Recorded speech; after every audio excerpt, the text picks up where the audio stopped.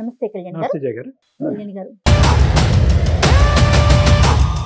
ఎందుకంటే ఆ అమ్మాయి క్యారెక్టర్ ఏంటి, ఆలోచన అనేటటువంటిది మనకు ఆల్రెడీ అర్థమైపోయింది. నీకుండేటటువంటి ఆ 3 క్వశ్చన్లకి సమాధానం పెద్ద రాబట్టం పెద్ద కష్టం కాదు. 2 నిమిషాల్లో నాకున్న అనుభవంతో నేను రాబట్టగలను. నేనేమంటున్నానంటే ఎండ్ రిజల్ట్ ఎలా ఉన్నా కూడా మన మంచికే వచ్చింది అనే విధంగా నువ్వు ముందుకు పో. అది నేను చెప్తాను. ఎందుకంటే 2 నెలల్లోనే ఇంత 70mm సినిమా చూపెట్టినటువంటి అమ్మాయి జీవితాంతం ఏ సినిమా నీకు చూపెడుతుంది? నీకు నీ కుటుంబ సభ్యులు ఒక పెద్ద గుడిబండ తెచ్చుకుని ఇంట్లో పెట్టుకున్నట్టుగా అనిపిస్తూ ఉంటుంది. ఒక వైట్ ఎలిఫెంట్ అంటారు ఇలాంటి వాళ్ళని, తల్లేనుగు. సో కాబట్టి నీకు కూడా నేర్చుకోవాల్సిన పాఠాలు కూడా ఇక్కడ ఉన్నాయి. ఇవన్నీ నేను ఆ అమ్మాయి ఎదుర్కొంటే చెప్పలేను కాబట్టి ఆ అమ్మాయికి ఫోన్ కలప ముందు నీతో చెప్తున్నాను. 2 ద్వారాలు ఓపెన్ చేయి, exit or entry, whatever it is. Okay, 2 accept చేయడానికి తనైతే కావాలి సార్, కావాలి. మా పేరెంట్ అయితే వదులుకోలేను తన కోసం. ఓకే, ఫోన్ కలుపు, మాట్లాడదాం. ఏమని పేరు మేడం? స్వాతి. స్వాతి అంటండి. The person you are speaking with has put your call on hold. Please stay on the line. Hello, చెప్పమని. అమ్మా తిన్నావా? నువ్వు ఏంటి మ్యారేజ్ గురించి ఆలోచించకండి. నువ్వు సెటిల్ అయినా చూద్దాంలే. చెప్పా కదమ్మా, అదే మ్యారేజ్ అయిపోయిన తర్వాత చేస్తానని. మ్యారేజ్ అయింది, సెటిల్ అయ్యేదేంటి? సెటిల్ అయితేనే మ్యారేజ్. ఇప్పుడు నువ్వు రెస్పాన్సిబిలిటీస్, తమ్ముని చదివించాలి, అమ్మని చూసుకోవాలి, నాన్నని చూసుకోవాలని ఆ 2 lakhs నువ్వు అవి చేయాలంటే ఇంకా మ్యారేజ్ చేసుకుని ఏం చేద్దామని? ముందు సెటిల్ అవుతారా చూద్దాంలే అవన్నీ. అలా అనుకోమ్మా, నీ జాబ్ వస్తే నాకు జాబ్ వచ్చినట్టు ఫీల్ అయ్యా, నువ్వు సక్సెస్ అయితే నేను సక్సెస్ అయినట్టు ఫీల్ అయ్యా. ఇప్పుడు నా టాలెంట్ వచ్చి నేను చేసినవి నువ్వు ఫీల్ అయ్యేదేంటి?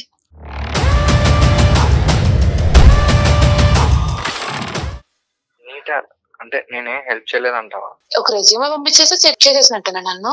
రెజ్యూమ్ అంటే కోర్స్ ఇవన్నీ నేర్పించింది అదంతా నువ్వు నేర్పించే దాంట్లో ఉండదు, నువ్వు నేర్చుకుని పర్ఫార్మ్ చేసే దాంట్లో ఉంటది. ఇప్పుడు ఏమంటామ్మా మ్యారేజ్ గురించి? మ్యారేజ్ గురించి ఏమనేది ఏం లేదు. సెటిల్ అసలు ఓన్ హౌస్ లేదు, ఏమీ లేదు. ఊరికి ముందు వచ్చి ఎంగేజ్మెంట్ చేసేసుకొని సెటిల్ అవ్వకుండా ఇప్పుడేమో పెళ్ళి అంటే అలా అవుతుంది. ముందు సెటిల్ అవ్వు. నా వాళ్ళు కావట్లేదే, ఎంగేజ్మెంట్ 1 year అవుతుంది. ముందు నీ ఫ్యామిలీ బరువే ఎక్కువైపోయింది నీకు, మళ్ళీ అంత తెచ్చి పెట్టుకుని ఏం చేద్దామని? ముందు వాళ్ళ బరువు వదిలించుకో. అలా మాట్లాడుకోమ్మా, వాళ్ళు నా పేరెంట్స్, వాళ్ళకి నేను చూసుకోవాలి కదా. అది ఎంత మ్యారేజ్ ముందు వరకే కదా, ముందు వాళ్ళే నువ్వు సెట్ చేయలేకపోతున్నావు. మీ తమ్ముడు ఇంక చదువు అవ్వలేదు, ఇంకా వాళ్ళకి ఏం సెట్ కాలేదు. ముందు హౌస్ కట్టించి నేను సెట్ అవడం నాకు ఎంతసేపు కానీ కాదు, కానీ నాకు కొంచెం బాధ్యతలు ఉన్నాయి, అర్థం చేసుకో. ఎన్నాళ్ళాగుతావు? నా వల్ల కావట్లేదు, చావాలా బతకాలి అర్థం కావట్లా. నీ ఇష్టం, అది నీ డెసిషన్. అయినా అసలు నా ప్యాకేజ్ ఎంత, నీ ప్యాకేజ్ ఎంత? ఇప్పుడు ఎవరైనా రేపొద్దున మ్యారేజ్ చేసుకొని నీ ప్యాకేజ్ ఎంత అమ్మా, నీ ప్యాకేజ్, మీ ఆయన ప్యాకేజ్ ఎంత అంటే ఎలా చెప్పుకుంటా చెప్పు? ముందు సెటిల్ అయితేనే కదా. మ్యారేజ్ అయితే తర్వాత నేనే చేస్తానమ్మా. ఆలోచించు. వాళ్ళ కోసం నువ్వు నన్ను ఆపడం కరెక్ట్ కాదమ్మా. వాళ్ళ కోసం అంటే ఎట్లా? నువ్వు వాళ్ళు ఇలా ప్యాకేజ్ అడుగుతారు, మీ ఆయన పొజిషన్ ఏంటి అలా అడిగితే మాత్రం చెప్పాలి. నాకు ఏదో ఇష్యూ వల్ల నేను జాబ్ మానేయాల్సి వస్తుంది. అప్పుడు నీ ప్యాకేజ్ తో పిల్లలు ఎలా పెంచుదామని పెళ్లి చేసుకుంటా అంటున్నావు. మ్యారేజ్ అవ్వగానే 3 or 4 months లో డెఫినెట్ గా నీకన్నా ఎక్కువ తెచ్చుకుంటాను. ఇప్పుడు పెట్టే టైం పెట్టి సెటిల్ అవ్వు, అప్పుడు చూద్దాం తర్వాత సంగతి. ఇంకా సొల్యూషన్ దొరకదేమమ్మా. నేను సుమన్ టీవీ నుంచి అందమైన జీవితం ప్రోగ్రామ్ లో సార్ ఉంటారు, కళ్యాణ్ చక్రవర్తి సార్ అని జయ మేము మాట్లాడండి ఒకసారి. అతని ఇంట్రడక్షన్ కూడా పాపం చేయలేదు, ఎంత డల్ అయిపోయాడంటే మాటలు కూడా రావట్లేదండి. అమ్మా స్వాతి, నమస్తే అమ్మా. నమస్తే సార్, చెప్పండి సార్. బాగున్నావమ్మా? బాగున్నాను సార్. అమ్మా సారీ, నీ పర్మిషన్ లేకుండా మేము బ్యాక్గ్రౌండ్ లో అంతా వింటూనే ఉన్నాము గోడ చాటున. కానీ ఏంటంటే తప్పలేదమ్మా, తప్పనటువంటి పరిస్థితిలోనే మేము ఇలాంటి అవతారాలు ఎత్తవలసిన పరిస్థితి ఏర్పడుతూ ఉంటుంది. ఇప్పుడు ఏంటంటే ఇది చాలా బాధ కలిగిస్తుందమ్మా. అంటే నాకు యాజ్ ఏ ప్రొఫెషనల్ అవనియండి, లేదంటే జయ గారు యాజ్ ఏ సోషల్ పర్సన్ అవనియండి, చాలా బాధగా ఉంది. అంటే ఆడపిల్లలు అంటే మేము ఇంకా పూర్తిగా నీ స్టోరీ వినలేదనుకోండి, నువ్వు మాట్లాడిందే ఒక 5-10 నిమిషాలు. ఆడపిల్ల ఇంత క్రూరంగా ఆలోచించగలరా? అంటే ఇంత కఠినంగా క్రూరం అనేది తప్పు మాట ఏమో, క్షమించండి. ఇంత కఠినంగా ఆలోచించగలరా? అంటే జీవితానికి సంబంధించినటువంటి నిర్ణయాల్లో ఉమెన్ ఎంపవర్మెంట్, ఆడదాని యొక్క ఎదుగుదల అనేటటువంటి ఇలాంటి రకరకాల మాటలు మాట్లాడేటటువంటి ఈ క్రమంలో ఆడది ఒక సున్నితమైనటువంటి మనస్తత్వం పోగొట్టుకునే పరిస్థితికి వచ్చాము మనం. అలా దిగజారిపోయాం. అంటే ఎదగాలి అనేటటువంటి తత్వంతో పక్కన ఎవరు ఉంటే కనుక వాళ్ళని తొక్కుకుని వెళ్ళిపోవాలి, ఒక సున్నితమైన మనస్తత్వాన్ని వదిలేయాలి, మానవత్వాన్ని వదిలేయాలి, ప్రేమని త్యాగం చేసేయాలనే కాన్సెప్ట్లు కూడా మనం మాట్లాడుకుంటున్నావా? మాట్లాడుకోవట్లేదేమో కదా. ఏంటమ్మా నీ ఒకసారి నీ వివరణ చెప్పు. అంటే నీలో అతను చూపెట్టినటువంటి ఈ మార్పు ఇది నిజంగా నీకు ఉద్యోగం వచ్చినప్పుడే ఉందా, లేదంటే ఈ లెవెల్కి ఎదిగిన తర్వాత ఇలా చేద్దామని నువ్వు ఏమైనా ముందు నుంచే నిర్ణయం తీసుకున్నావా? అసలు మీ ప్రేమ ఎలా మొదలైంది? అసలు నువ్వు మనీ గురించి ఏమని చెప్పాలి అని అనుకుంటున్నావు? మనీ ఇప్పుడు ఉండేటటువంటి పరిస్థితి ఏంటి? అతను నువ్వు ఎప్పుడు పెళ్లి చేసుకుందాం అనుకుంటున్నావు? అసలు పెళ్లి చేసుకుందాం అనుకుంటున్నావా లేదా? వీటి గురించి కొద్దిగా వివరించి చెప్పమ్మా. సార్, మ్యారేజ్ అంటే ఇప్పుడు తను సెటిల్ అయ్యే దాని మీద ఆధారపడి ఉంటది. మా లవ్ 3 years అవుతుంది సార్. 1 year లవ్, ఇద్దరం ఒకటే ఆఫీస్ కొలీగ్స్. ఇంకా రిలేషన్షిప్ లో ఉన్నాము. అనుకోకుండా టెర్మినేషన్ వల్ల నా జాబ్ పోయింది. ఇంకా నా రెజ్యూమే ప్రిపేర్ చేసి తను నాకు కొంచెం గైడ్ చేసి పంపించారు వేరే ఎంఎన్సీ కంపెనీకి. నేను మంచిగా పర్ఫార్మ్ చేయడం వల్ల నాకు జాబ్ వచ్చింది. ఇప్పుడు 5 lakhs సార్ నాకు. అంతేనా? ఓన్లీ కాదమ్మా, ఓన్లీ రెజ్యూమ్ పంపించడమేనా? మిమ్మల్ని వేరే కోర్సు చదివించడం లాంటివి ఏమన్నా ఉన్నాయా? ఎందుకంటే తను చెప్పారు మనీ. సార్, మేడం నేర్పించారు. కానీ తను ఎంత నేర్పించినా సరే నేను పర్ఫార్మ్ చేసే దాన్ని బట్టి నేను నేర్చుకునే ఎంత ఖర్చు అయిందమ్మా దానికి? మనీ అవి నేను చూడలేదు సార్. తను నాకు అది అతను అంటే సుమారుగా 6 లక్షలు అయిందని చెప్పాడు. సరేలేండి, ఇప్పుడు మీకు 5 లక్షలు నెలకు వచ్చే వాళ్ళకి మీకు 6 లక్షలు కనిపించలేండి. కానీ సరే, 6 లక్షలు ఖర్చు అయ్యింది. తను చేయవలసినటువంటి కోర్సో లేదంటే తన తమ్ముడు చేయించవలసినటువంటి కోర్సో, ఇలాంటి రకరకాల ఆప్షన్స్ కూడా పక్కన పెట్టి ఎంగేజ్మెంట్ అయిన తర్వాత నేను ఆల్రెడీ ఆ కుటుంబంలో ఒక సభ్యురాలుగా యాక్సెప్ట్ చేసి నేను ఒక భారీగానే ట్రీట్ చేస్తూ అందరికీ లేనటువంటి ఒక గొప్ప, బహుశా మీ జీవితాన్ని మర్చిపోలేనటువంటి ఒక గొప్ప బహుమతి నీకు ఇచ్చాడు అన్నట్టుగా మాకు వినిపించింది. నీకు అనిపిస్తుందా లేదో కూడా చెప్పమ్మా. తను ఇచ్చుండొచ్చు సార్, కానీ సెటిల్ అవ్వాలి కదా. ఇప్పుడు నాతో ఈక్వల్ అవ్వాలి కదా సార్. ఇప్పుడు బయట చూసే వాళ్ళు ఏమంటారు? మరి మీరు కూడా సపోర్ట్ చేయండి అతనికి. ఏదన్నా కోర్సు నోటి మాట కాదు కదమ్మా స్వాతి. ఇప్పుడు నేనేమంటున్నానంటే అతను మాట చెప్పి వదిలేలా మిమ్మల్ని ఎంకరేజ్ చేశాడు, దానికి కావాల్సిన సోర్స్ క్రియేట్ చేశాడు. మరి మీరు కూడా సోర్స్ క్రియేట్ చేయండి. మంచి పొజిషన్ లో ఉన్నారు కదా, 5 లక్షల జీతం తీసుకుంటున్నారు మీరు. సెటిల్ అవటం అంటే ఏంటో నాకు ఒక్కసారి డిఫైన్ చేయమ్మా. నాకు అస్సలు అర్థం కాదు ఈ సబ్జెక్టు. సెటిల్ అవటం అంటే ఏంటి? ఎన్ని లక్షలు వస్తే ఒక మగాడు సెటిల్ అయినట్టు? లేదంటే ఎన్ని లక్షలు వస్తే కనుక నువ్వు హ్యాపీ ఫీల్ అయ్యి అతను పెళ్లి చేసుకుంటావు? ఎన్ని లక్షలు కావాలి? ఇప్పుడు 5 దాటాలా? ఓకే ఓకే సరే. ఇప్పుడు అతనికి ఏంటమ్మా అంటే, ఇప్పుడు నేను స్వాతియే చెప్తేనే అతనికి 5 లక్షలు సంపాదించేటటువంటి ఉద్యోగం వరకు వెళ్తాడా? ఒక మగాడికి ఒక ఆశయం, ఒక గోల్, ఒక డైరెక్షన్ ఉండవా? అంత గోల్లెస్ లేజీ పర్సన్ అతను? ఏమీ సంపాదించకుండా ఖాళీగా ఇంట్లో కూర్చుని గోర్లు గిల్లుకుంటూ కూర్చుంటాడా? సింపుల్ ఎగ్జాంపుల్, తాత్కాలికంగా సెబాటికల్ లీవ్ తీసుకుని మీ ఇతను మనీ సెబాటికల్ లీవ్ తీసుకుని ఒక 6 నెలల పాటు నీలా కోర్స్ చేసి నీ స్థాయికి ఎందుకు ఎదగలేదమ్మా ఇప్పుడు వరకు? నాకు తెలియక అడుగుతా. అదే సార్, వాళ్ళ ఫ్యామిలీ, వాళ్ళ తమ్ముడు, వాళ్ళ అమ్మ నాన్న అందరూ కూర్చుంటే ఇంకెప్పుడు సెటిల్ అవుతాడు? ఇప్పుడు కూడా నేను ఇంత మ్యారేజ్ చేసుకుని వెయిట్ చేసినా సరే తను కోర్స్ తీసుకోవాలి లేదంటే ఏదైనా సెట్ అవ్వాలని తను ఇంకా అనుకోవట్లేదు. ఇంకా ఫ్యామిలీ, ఇంకా తమ్ముడు అని అక్కడే ఆగిపోతే ఎట్లా సార్? అదే ఆగిపోయాడు. పిచ్చోడు కాబట్టి ఆగిపోయాడు, మెంటలోడు కాబట్టి ఆగిపోయాడు. స్వాతి, నాకు ఇప్పుడు నేను కొద్దిగా నేను మాట్లాడతాను. 2 మాటలమ్మా. నీకు వచ్చి 6 లక్షలు ఇచ్చి నీకు ఒక కోర్స్ చేయించి ఒక ఉద్యోగం ఇప్పించేటటువంటి మగాడిని, ఒరే ఇంటికి పెద్దగా నువ్వురా మొగుడు మగాడు, నాకంటే ఎక్కువ సెటిల్ అవ్వాల్సింది నువ్వు, నాకంటే ఎక్కువ సంపాదించవలసింది నువ్వు, కాబట్టి ఫస్ట్ ఇదే కోర్సు నువ్వు చేసి నువ్వు సెటిల్ అవ్వనే మాట ఎందుకు అనలేదు తల్లి నువ్వు? నేను సెట్ అవ్వమంటాను సార్. స్టిల్ ఇప్పటికీ నేను సపోర్ట్ చేస్తున్నాను. ఇప్పుడు కాదు, ఫైనాన్షియల్ గా ఇప్పుడు కాదమ్మా. నీకెచ్చి నీ మీద దారదత్తం చేసే ముందు నా గురించి కాదు, ఫస్ట్ నీ గురించి ఆలోచించుకో. నువ్వు ఫస్ట్ సెటిల్ అవ్వు. నువ్వు సెటిల్ అవుతే కనుక నాకు గౌరవప్రదంగా ఉంటుంది, తర్వాత నేను ఎలాగైనా ఉద్యోగం సంపాదించుకుంటానని ఇప్పుడు మాట్లాడే టోను అతను నీ చేత కోర్స్ చదివించేటప్పుడు డబ్బులు ఖర్చు పెట్టేటప్పుడు ఎందుకు రాలేదు ఇది టోను? అరే ఈ కోర్స్ చేసేస్తే నాకు 5 లక్షలు ఉద్యోగం వచ్చేస్తుంది, తర్వాత నేను నట్టెట్టు ముంచేస్తానని చెప్పావా అప్పుడు?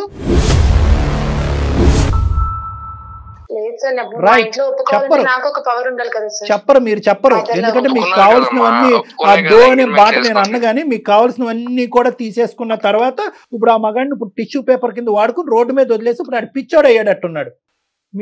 నీ బాయ్ ఫ్రెండ్ పిచ్చోడు అట్టాడు. మీ ప్రేమ నిజమైన ప్రేమేనా స్వాతి, లేదంటే ఇదేమైనా కల్పితమైన ప్రేమ, కండిషనల్ ప్రేమ? నేను చేసుకున్నామనే ఉన్నాను సార్, తను సెటిల్ అవ్వాలంతే. ఏం సెటిల్ అమ్మా? నాకైతే ఇది కండిషనల్ కల్పితమైనటువంటి ప్రేమ. నువ్వు రాసుకున్న టెక్స్ట్ బుక్ లాగా నాకు అనిపిస్తుంది సెటిల్మెంట్ అనే భాషతో. మీరు రాసుకునే ప్రేమ కథ పేరు సెటిల్మెంట్. సెటిల్ అవుతేనే ప్రేమ, లేదంటే లేదు. అంతే కదమ్మా. అయినా నాకు తెలియగలుగుతాను, ఎంగేజ్మెంట్ వరకు చేసుకున్నటువంటి తల్లిదండ్రులు నీ ప్రభావం వల్ల వాళ్ళు కూడా అదే భాష మాట్లాడుతున్నారా, లేదంటే వాళ్ళు కూడా మీ అందరూ ఒకే మూకుమ్మడిగా ఇదే విధంగా ఆలోచించాలనుకున్నారా? మీ పేరెంట్స్ ఏమంటున్నారమ్మా? వాళ్ళు బానే ఉన్నారు సార్. నేనే ఇప్పుడు వాళ్ళు ఓకే చెప్పారు కదా అని చెప్పని నేను ఇప్పుడు ఛాన్స్ తీసుకుంటే రేపు పొద్దున అందరి ముందు చులకన అయ్యేది నేను తనే కదా సార్. కాదమ్మా, నీకు 5 లక్షలు వస్తున్నాయి, తనకి 2 లక్షలు, 7 లక్షలు చాలవా మీ ఇద్దరి జీవితానికి? టోటల్ ఫిగర్ ఆలోచించట్లేదు అమ్మాయి అండి, ఈ ఫిగర్ దాటాలి మేడం. నేను జాబ్ మానేయాల్సి వస్తుంది, అప్పుడు తన 2 lakhs తో రన్ అవుతుందా మేడం? అవ్వదు కదా. కాదమ్మా, తను ఇంతటితో ఆగిపోడు కదా. నువ్వు 1 lakh 2 lakhs ఆగిపోయావా? నువ్వు 5 lakhs దాకా వెళ్ళలా? రేపొద్దున తను కూడా వెళ్తాడు. దిస్ ఇస్ అమ్మ నాకు no Swathi, no Swathi, this is not about figures అమ్మ. I don't think so. ఇది ఎన్ని సున్నాలు ఉన్నాయి, 5 పక్కన ఎన్ని సున్నాలు ఉన్నాయి, 2 పక్కన ఎన్ని సున్నాలు అనే కాన్సెప్ట్ కాదు. ఇదేంటంటే కనుక కొలమానం అంటారు. అంటే ఏంటంటే ప్రేమని, జీవితాన్ని డబ్బుతో కొలుస్తున్నాను.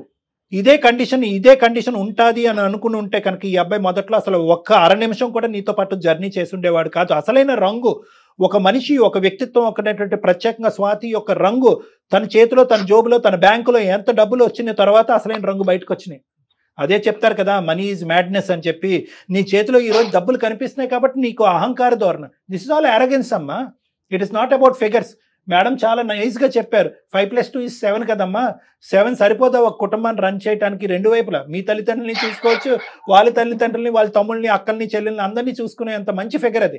కానీ ఇక్కడ కాన్సెప్ట్ అది కాదు. 7 అనేటటువంటిది ఫిగర్ కాదు ఇక్కడ. వై 2 = 5 అనేది ఫిగర్ ఇక్కడ. 2 5ని దాటాలి ఇక్కడ.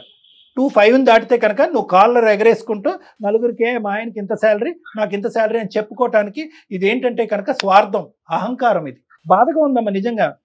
ఇటువంటి కండిషన్స్ ఉంటే కనుక అసలు ఎంగేజ్మెంట్ వరకు ఎందుకు వెళ్ళారమ్మా? అసలు ప్రేమను ఎందుకు వాగ్దానాలతో ముందుకు తీసుకెళ్లారు? ఎందుకు ఫాల్స్ ప్రామిసెస్ చేశారు? ఇది డబ్బుతో ముడిపడినటువంటి వ్యవహారం, శాలరీతో ముడిపడినటువంటి వ్యవహారం, ఉద్యోగం ఒక స్థాయి యొక్క ఇదే. కానీ ఏమండి మనీ ఇప్పటికొచ్చి సెటిల్ అవ్వలేదండి, మనీకి ఉద్యోగం లేదండి, ఎన్ని అవకాశాలు వచ్చినా ఇటువంటి కథలు 1.25 లక్షలు వచ్చినాయి అందమైన జీవితానికి. అప్పుడు మేమే చెప్పాం, ఒరే మనీ నువ్వు ఫస్ట్ సెటిల్ అవరా, నువ్వు ఉద్యోగం సంపాదించరా, నీ బ్యాంక్ బ్యాలెన్స్ కొంత చూపెట్టరా, అవతల వాళ్ళకి నమ్మకం వస్తుంది, కుటుంబ సభ్యులు నమ్మకం వస్తుంది, అప్పుడు వాళ్ళే నీకు రెడ్ కార్పెట్ వేస్తారని చెప్పిన సందర్భాలు బోల్డ్. మనీ ఏమైనా బాధ్యత లేనటువంటి మనిషా? నీలాంటి మనుషులు 4గురిని పోషిస్తున్నాడు అక్కడ, వాళ్ళ బాధ్యత తీసుకుంటున్నాడు. నువ్వు అది కూడా డిలీట్ చేయమంటున్నావు. కళ్యాణి గారు అదే డిలీట్ చేయమంటోంది తను. తన డిలీట్ లో ఉన్నది ఫస్ట్ ఆ 4గురే. ఏంటమ్మా వాళ్ళు ఉండకూడదా అంటే? ఇప్పుడు ఒకప్పుడు చెప్తున్నాను నేను, ఒక ర్యాండమ్ ఏంటి సైలెంట్ అయిపోయావు స్వాతి, మాట్లాడాలి. ర్యాండమ్ నేను ఒక హైపోథెటికల్ క్వశ్చన్ చేపిస్తున్నాను. నేనే నా పలుకుబడి, నా ఇన్ఫ్లుయెన్స్ ఉపయోగించి నెక్స్ట్ 2 days లో నాకు చాలా MNCs తో కాంటాక్ట్స్ ఉన్నాయి. నేను వాళ్ళ వైస్ ప్రెసిడెంట్స్ తో కూడా మాట్లాడగలను. నేను రేపే కావాలంటే కనుక మనీకి ఉద్యోగం వేయిస్తాను. 5 లక్షలు కాదు కదా, 6 లక్షలు వచ్చేటట్టు చేస్తాను అతని CV, అతను లేదని నా పలుకుబడి ఉపయోగించి. మరి తర్వాత ఏంటి, నెక్స్ట్ ఎజెండా ఏంటి నీది? మీరు రెడీనా మరి? ఓకే సార్, జాబ్ వచ్చింది. తను మరి వాళ్ళ ఫ్యామిలీ పరిస్థితి ఏంటి సార్? గాడి గుడ్ ఏం కాదు. ఏం చేయమంటావు? వాళ్ళ ఫ్యామిలీని వదులుకోమంటావు? ఫ్యామిలీ ఓకే, ఫ్యామిలీని వదులుకుంటాడు. మీ అమ్మ నాన్న వదులుకుంటావా? తమ్ముడు కదా చూసుకుంటాడు. నాకంటే మా పేరెంట్స్ ఇంకెవరు లేదు, నేను ఒక్కదాన్ని. తనకంటే వాళ్ళ తమ్ముడు ఉన్నాడు కదా, చూసుకుంటాడు. మరి ఇతని బాధ్యత కాదా? ఇంకెవరు చూసుకుంటారు? నువ్వు అట్లా రిక్వెస్ట్ చేయమ్మా. నువ్వు ఇంకెవరు చూసుకుంటారు బాబు, అమ్మ తల్లి రిక్వెస్ట్ చేయమని. ఏం మాట్లాడుతున్నావురా నాయన? అంటే తల్లిదండ్రులు 2 పిల్లలు ఉంటే చిన్నోడిదే బాధ్యత, పెద్దోళ్ళు చూసుకోరమ్మా? పెద్దోళ్ళు చూసుకుంటారు. మనం ఇప్పుడు బ్యాంక్ బ్యాలెన్స్ సార్ అంటున్నారు, బ్యాంక్ బ్యాలెన్స్ పెడతాను ఉంటది రేపొద్దున అని చెప్పని. ఇప్పుడు లేడీస్ కి సేఫ్టీ అనేది ఇంపార్టెంట్ కదా మేడం. ఇప్పుడు రేపొద్దున కన్సీవ్ అవుతాను, నేను జాబ్ మానేసి ఇంట్లో ఉండాల్సి వస్తుంది, అప్పుడు పరిస్థితి ఏంటి మేడం? తను 2 lakhs తో సెట్ అయిపోయింది అంటారా? అంతా మీరు కొంచెం ఆలోచించండి మేడం, మా వైపు కూడా. తప్పకుండా అమ్మా, ముందు చూపు ఉండాలి. కానీ ఇంత ముందు చూపా, ఇంత ఫార్వర్డ్ గా ఆలోచించేది ఎవ్వరు కదమ్మా. ఇది నాకైతే ముందు చూపుగా కూడా అనిపించట్లేదు. ఇది ఏదో పెద్ద నువ్వు అంత దూరదృష్టితో దయాదృష్టితో నేను చూస్తున్నావు నేను అనుకోవట్లే. కానీ ఇది ఒకటే ఏంటంటే బియ్యంలో రాళ్ళు ఏరటం. ఏ విధంగా నేను ఈ రోజు మనీని వదిలించుకోవాలి? ఎందుకంటే నీకేంటంటే కనుక దూరపు కొండలు నూలుపు అన్నట్టుగా నీకు ఇంకా పెద్ద ప్యాకేజ్ ఉండే వాళ్ళు కావాలి, తక్కువ బాంధవ్యాలు ఉండేటటువంటి వాళ్ళు కావాలి, ఇన్ఫాక్ట్ తల్లిదండ్రులు లేనటువంటి ఒక అనాథ అయి ఉండాలి. ఇప్పుడు ఈ కండిషన్స్ తో అయితే కనుక బహుశా ఏంటంటే నీలాంటి వాళ్ళు ప్రేమ అనేటటువంటి దాంట్లోకి వేరే అబ్బాయిల్ని, అమాయకమైనటువంటి ఇలాగ నోట్లో నాలుగు లేనటువంటి ఈ మనీ లాంటి అబ్బాయిల్ని ఉచ్చిలోకి దించకండి అమ్మా. 2 చేతులు ఎత్తి దండం పెడతారు. చచ్చిపోతారు వీళ్ళు, దుంకి చచ్చిపోతారు. అలా అనుకుంటే నేను ఎప్పుడు వేరే వాళ్ళని లవ్ చేసి వెళ్ళిపోవచ్చు, ఏదో గొడవ పెట్టుకొని. ఇంత తను వేరే వాళ్ళు కావాలనుకున్నా కాబట్టి చేసుకుంటే వెయిట్ నువ్వు చేస్తున్నా, settle తన అవ్వాలమ్మా. ప్యాకేజ్ నీ పెరగాలని settlement- వెయిట్ చేస్తున్నాను. నీ కదమ్మా సెటిల్మెంట్ కోసం వెయిట్ చేసావు నువ్వు. అతని పాము నా సెటిల్మెంట్ ఏంటి సార్? అమ్మ ఒకటే ఇక్కడ క్లియర్ కట్ గా మాకు ఏం అర్థం అవుతుందంటే కనుక అమ్మ, మొదటి నుంచి నువ్వు ఒక పక్క నుంచి మనీని ప్రేమిస్తూనే ఉన్నావు, ఇంకో పక్క నుంచి నీ ఎజెండానే ఉంది. ఫస్ట్ నీ ఎజెండాలో మొదటి మెట్టు ఏంటంటే కనుక నువ్వు సెటిల్ అవ్వాలి. అది మనీ ద్వారానా, మనీని ఖర్చు పెట్టా ఏంటి అన్నది నాకు తెలియదు, కానీ ఫస్ట్ నువ్వు సెటిల్ అవ్వాలి.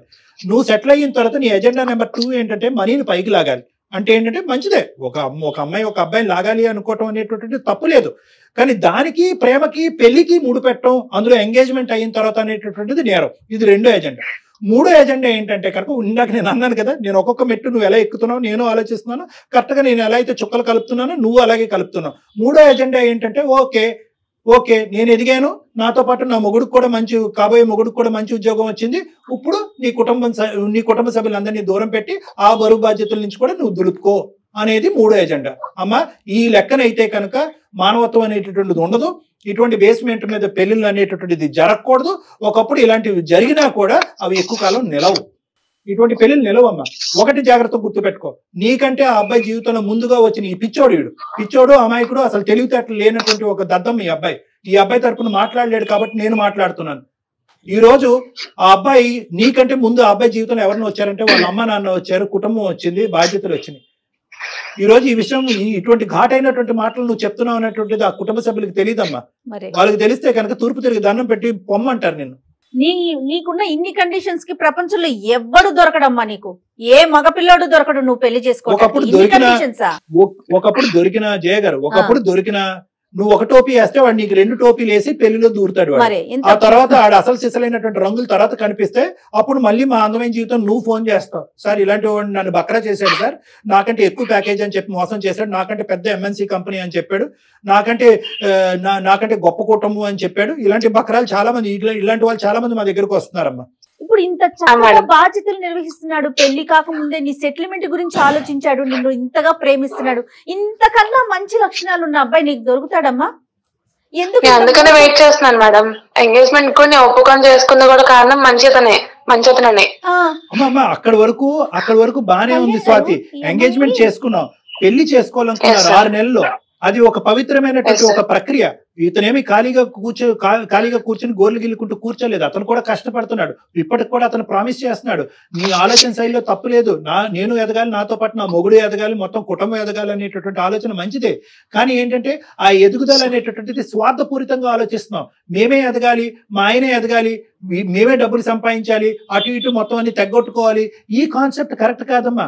నువ్వు తెలియనితనంతోనో అమాయకత్వంతోనో ఆలోచిస్తున్నావు. అట్లీస్ట్ నా మాటలు ఆలోచించుకుని ఒక్కసారి అనే కూడా కనువిప్పు చేసుకో. నీకు చెప్పేటటువంటి తల్లిదండ్రులు కూడా సరిగ్గా చెప్పలేదని నాకు అనిపిస్తుంది, లేదంటే వాళ్ళని కూడా నువ్వు డామినేట్ చేసి పడేస్తున్నావు అని అనిపిస్తుంది. ఈ రెండిట్లో ఏదన్నా అయి ఉండాలి. ఒకటే కాదమ్మా, డబ్బులు ఒకటే కాదు, ప్యాకేజీలు ఒకటే కాదు, ఎంత సంపాదిస్తావు, రేపొద్దు నేను ప్రెగ్నెంట్ అయితే 2 లక్షలు సరిపోతాయి, లేదా ఉద్యోగాలు ఊడిపోతే తర్వాత ఏంటంటే కనుక అలా అనుకుంటే కనుక ఈ జీవితంలో ఏ పెళ్లి అవ్వదు, ఏ మనిషి. డబ్బుతో కళ్ళు మూసుకుపోయింది. నేను కఠినంగా మాట్లాడుతున్నాను నువ్వు అనుకోవద్దు.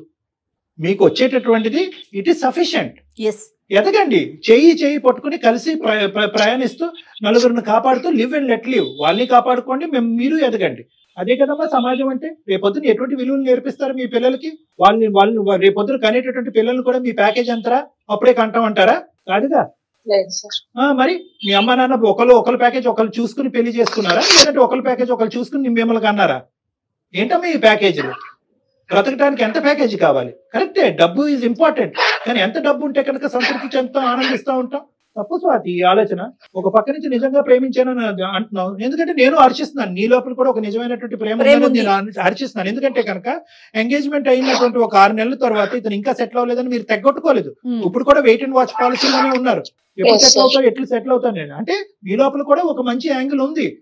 కానీ ఆ యాంగిల్లో ఆ అబ్బాయి యొక్క మానసిక పరిస్థితి ఏమైపోతుంది అనేది కూడా ఆలోచించుకోండి. ఆ అబ్బాయి సెటిల్ అవుతానంటున్నాడు, నేను కావాల్సినంత సంపాదిస్తానంటున్నాడు. కానీ ఇంకొక పాయింట్ ఏంటంటే కనుక అతను సంపాదించడం అనేటటువంటిది, ఇంకో లెవెల్కి వెళ్ళటం అనేటటువంటిది చాలా ఈజీ జాబ్. కానీ అతనికి అతి కష్టమైనటువంటి జాబ్ ఏంటంటే you decide between me and your family అని అంటున్నావు. ఈ కుటుంబం మధ్యన నన్ను డిసైడ్, అది చాలా గౌరవమ్మా, అది మాట్లాడకూడదు నువ్వు. రేపొద్దున మీ నాన్నగారు ఆరోగ్యమే బాగుండకపోవచ్చు, నీ ఉద్యోగం ఊడిపోయి ఉండొచ్చు, అప్పటికి మీ అమ్మగారి పరిస్థితి బాగుండకపోవచ్చు. అప్పుడు ఎవరు హెల్ప్ చేస్తారు? ఏమని అప్పుడు నువ్వు ముందుకు వచ్చి వాళ్ళ కుటుంబ సభ్యులు నా కుటుంబ సభ్యులు అనుకున్నట్టు వాళ్ళని హెల్ప్ చేయవా నువ్వు? అలా అనుకునే కదా సార్ చేసింది అంతా. సో ఆ అబ్బాయి రెడీగానే ఉన్నాడు. తనంత ఫార్వర్డ్ గా ఆలోచించేటప్పుడు నువ్వు చాలా చాలా కండిషన్స్ తో ఆలోచిస్తున్నావమ్మా Swathi. Look at this as a overall thing. మీ ఇద్దరు ఎవరు చెడ్డవాళ్ళు లేరు. ఎస్, అతను ఒక 10 రూపాయలు సంపాదిస్తే నువ్వు ఇంకో 10 రూపాయలు సంపిస్తారు, ఇద్దరు కలిపి 20 రూపాయలు. ఆ 20 రూపాయలు కుటుంబాన్ని ఎలా కాపాడతాయని చూపెట్టుకోండి. అంటే 10 అంటే 10, 20 అంటే 20 కాదు, నేను ఊరికి ఎగ్జాంపుల్ గా చెప్తాను.